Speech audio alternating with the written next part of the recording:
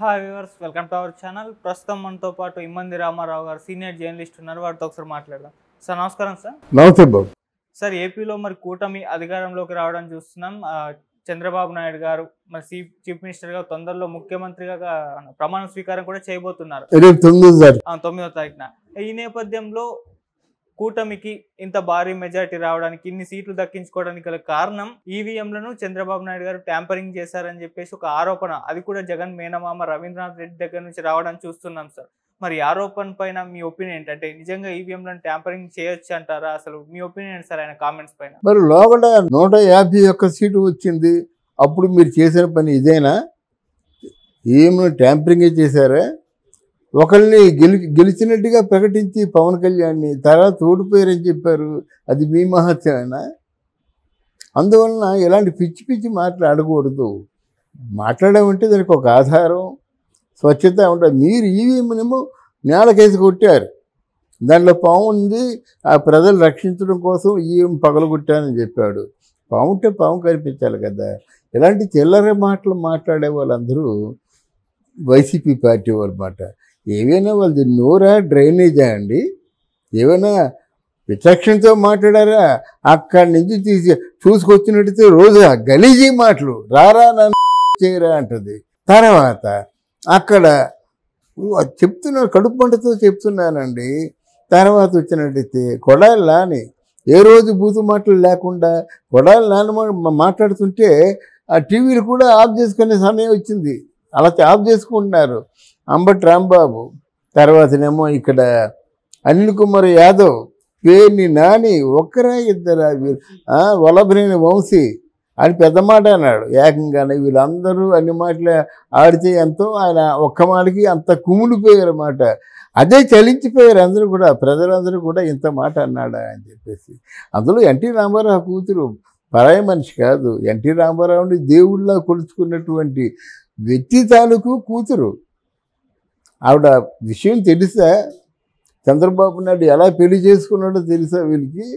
ఏమీ తెలియకుండా కబుర్లు ఆడతారేమిటి?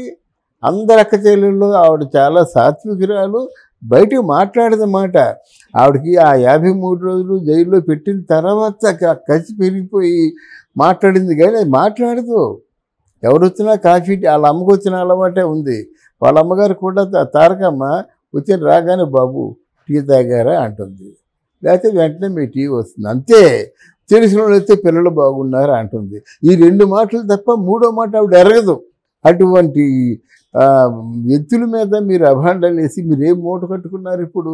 ఇప్పుడు ఈవీఎంలు ట్యాంపరింగ్ చేశాయని చెప్తున్నాడు ఎవడు? రవీంద్రనాథ్ రెడ్డి. ఎందుకు చెప్తున్నాడు? జగన్ చెప్పమని చెప్పాడు కాబట్టి చెప్తున్నాడు. ఇందులో కొంతమంది ఎనలిస్టులు ఉన్నారు, అమ్ముడుపోయిన ఎనలిస్టులు. ఇందులో ఏదో మోసం జరిగింది, తర్వాత తప్పుడు లెక్కలు ఉన్నాయి, ఇవన్నీ తప్పు, కేవలం బుల్డోజ్ చేశారు అంటున్నారు వాళ్ళు. మేధావులు, చాలామంది మేధావులు అన్నమాట. బుల్డోజ్ చేశారంటే ఎక్కడ బుల్డోజ్ చేశారు? గతంలో మీరు అలాగే బుల్డోజ్ చేశారా? కొంతమంది ఎనలిస్టులు వాడు మొత్తం ఇవన్నీ కూడా అసలు తెలుగుదేశం పార్టీకి జనసేనకి కలిసి మొత్తం 16 సీట్లు కూడా రావని గోడ మీద బోర్డు మీద రాత పాయింట్అవుట్ చేసి చూపించారు కొంతమంది ఎనలిస్టుల మాట. వీళ్ళందరినీ ఎక్కడ కొట్టాలి, వీళ్ళందరినీ ఎలా తిట్టాలి? అందువల్ల మీ నోటికి వచ్చినట్టు మాట్లాడడం కాదు. మీడియా అంటే చాలా పవర్ఫుల్ మాట. ఒక జీవితాన్ని శాసించేది మీడియా. మీరు బాగా చెప్పారనుకోండి, ప్రజల్లో వచ్చిందనుకోండి, మీ తాలూకు చూస్తారు, వీడియో చూస్తారు. లేదంటే మీ మీద ఒక మోసగాడైన ముద్ర వేస్తారన్నమాట. అలా ముద్ర వేయించుకోవడానికి ఎవరికి ఇష్టం ఉంటుంది కదా సహజంగా. ఇంతమంది పవన్ కళ్యాణ్ని, చంద్రబాబు నాయుడిని ఇంతమంది వేణు వాళ్ళు పొగిడాడు. ఇప్పుడు ఎవరు అంటే అనమాట. ఇందులో జన సైనికులు, వీర సైనికులు వీళ్ళందరూ బాగా కష్టపడ్డారంటే ఒకే మాట చెప్పాను, అందరికంటే బాగా మీడియా కష్టపడింది. ఎవరి దగ్గర 1 రూపాయి తీసుకున్నారు కొంతమంది. అంటే ఈ ప్రజాస్వామ్యంలో ఇంత దగులుబాజీతనం ఏర్పడింది కనుక దానికి ఏంటంటే సరైన సమాధానం చెప్పాలని మనసున్న ప్రతి ఒక్కడు స్పందించాడు, పైసా కూలి తీసుకోకుండా. అది గమనించాలి. నిజమైన జర్నలిస్టులు అందరూ కూడా సమాజం మేలు కోరుకుంటారు. అటువంటి వాళ్ళకి హ్యాట్సాప్ చెప్పాలి. ఈవీఎంలో ట్యాంపరింగ్ జరుగుతున్నాయంటే ఫస్ట్ వీడియోలు తెచ్చింది, ఈవీఎంలు తెచ్చింది మీరు. పెద్ద ఒక కంటైనర్లో ఈ ఈవీఎంలు, తర్వాత ఏమో ప్రస్తుత నోట్లు రిలీజ్ మ్యాటర్ అన్నమాట. కొంత బట్టలు, వస్తువులు, ప్రజెంటేషన్స్, బంగారం తెచ్చి దొరికిపోయిన వాళ్ళు మీరు. ఎవరు పంపించారంటే సమాధానం చెప్పకుండా తలదించుకునే వాళ్ళు మీరు. ఈరోజు ఎలా చెప్తారు? పోనీ మీకు ఏమైనా కొంచెం ఒకవేళ అనుమానం ఏర్పడినట్టయితే మొదటి రోజే ఈవీఎంలు చెక్ చేయొచ్చు కదా. మీకు ఏమాత్రం సందేహం ఉన్నా చెక్ చేసుకొని కమిషనర్కి కంప్లైంట్ ఇవ్వండి. మీ ఈవీఎంలు వచ్చేంత వరకు అవుతారు, లేదా ఈ టైం ఎంత అయిందో అంత టైం పొడిగిస్తారు. అదేది లేకుండా ఇలాగ అకారణంగా నిందించడం మంచిది కాదు. జగన్మోహన్ రెడ్డి గారు నిన్న అంటే భావోద్వేగానికి గురవుతూ ఒక మాట అనబోయి ఎలా ఆపేసినట్టు కనిపిస్తుంది సార్. అంటే కేంద్రంతో పొత్తు పెట్టుకొని వాళ్ళు ఏదో చేశారు, నా దగ్గర ప్రూఫ్స్ ఏమి లేవు, నేను అనాలనుకుంటే అనొచ్చు, నా దగ్గర ఆధారాలు ఏమీ లేవు అని చెప్పేసి ఒక మాట అన్నారు. సో అది కూడా దీని గురించి సంబంధించిందే, అనబోయి చెప్పలేదు అని అన్నారు. అదే ఆయన అలాగ అనుకుంటాడండి. ఎంత దారుణంగా ఓడిపోడు కదా. నేను ఆ పథకం ఇచ్చాను, ఈ పథకం ఇచ్చాను, తల్లిలో అమ్మలా చూసుకున్నాను, అవ్వల్లా చూసుకున్నాను, తమ్ముడు చెల్లెల్లా చూసుకున్నాను అని చెప్పాడు. మరి ఎందుకు వ్యతిరేకత వచ్చింది? ఎన్ని జాబులు ఇప్పించావు? వాలంటీర్లు ఏం చేశావు? రోడ్లు ఏమయ్యాయి? వైద్యం, విద్య ఏమైంది? ఫారెన్ విద్యావంతులు పంపించి వాళ్ళకి పెద్ద చదువులు ఇప్పించడం ఏమైంది? నువ్వు చేసిందల్లా ఏంటంటే అక్కడి నుంచి కేంద్రం నుంచి నిధులు వచ్చినట్టయితే నీకు కావాల్సింది నువ్వు తీసుకున్నా, మిగతా ఏదో అలా విధిలించినట్టు ప్రసాదం పంచినట్టు పంచామన్నమాట. ఇవన్నీ గమనిస్తున్నారు కదా.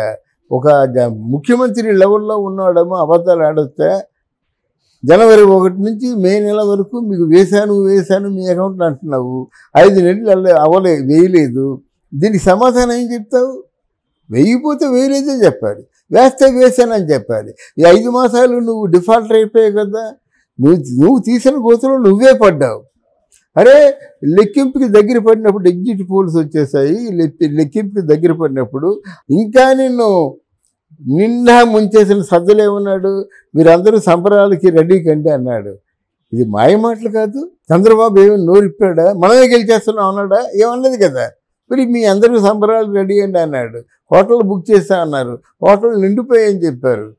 ఫ్లైట్లు టికెట్లు లేవని చెప్పారు. ఇవన్నీ చెప్పింది మీరే కదా. ఎందుకంత తొందరపడ్డారు అని ప్రజలు అడుగుతారు, మనం కాదు. తొందరపడింది మీరు, దుష్ప్రచారం చేసింది మీరు.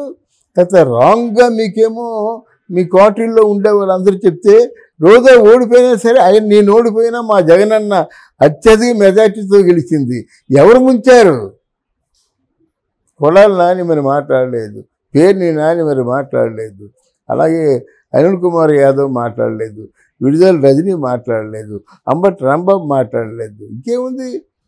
మీ తాలూకు ముక్కు, చెవులు, గొంతులు అన్నీ మోగిపోయాయి. ఇప్పుడు ఏం చేస్తాడు? ఈ చుట్టూ ఎంతమంది ఉంటారు? ఈ సజ్జలు కూడా వెళ్ళిపోతాడు, ఎక్కడో కాడ ఉద్యోగం కావాలి.